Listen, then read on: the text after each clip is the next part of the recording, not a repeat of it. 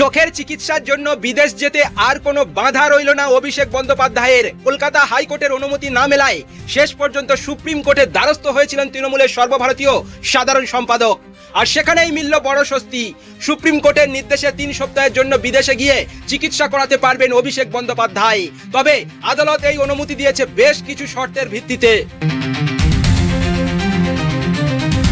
শুনানিতে রাজ্যের পক্ষ থেকে বিদেশ যাত্রায় আপত্তি জানানো হয়। রাজ্যের বক্তব্য, অভিষেকের বিরুদ্ধে একাধিক মামলা চলছে। বিদেশে যাওয়ার পর তিনি দেশে ফিরবেন কিনা তা নিয়ে আশঙ্কা রয়েছে। প্রয়োজনে বিদেশে যাওয়ার আগে দেশেই তার স্বাস্থ্য পরীক্ষা এবং এমআরআই করানোর কথাও বলা হয় রাজ্যের তরফে। অন্যদিকে অভিষেকের আইনজীবীর দাবি, এর আগেও চোখের চিকিৎসার জন্য একাধিকবার বিদেশে গিয়েছেন তার মক্কেল।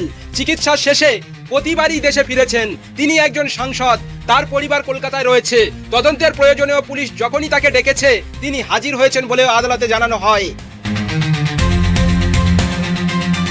আইনজীবীর আরও দাবি, অভিষেকের বিরুদ্ধে বর্তমানে যে মামলাগুলি চলছে সেগুলির এফআইআর 5 মের পর দায়ের হয়েছে।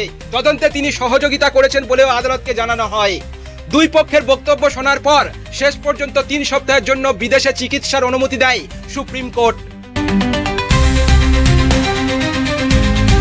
তবে রয়েছে গুরুত্বপূর্ণ শর্ত। বিদেশে যাওয়ার অত্যন্ত 2 দিন আগে পুলিশকে জানাতে হবে তার যাত্রার তারিখ, ফেরার সময় এবং ফ্লাইটের বিস্তারিত তথ্য। কোন হাসপাতালে চিকিৎসা হবে এবং বিদেশে তিনি কোন ঠিকানায় থাকবেন সেই তথ্য পুলিশকে দিতে হবে।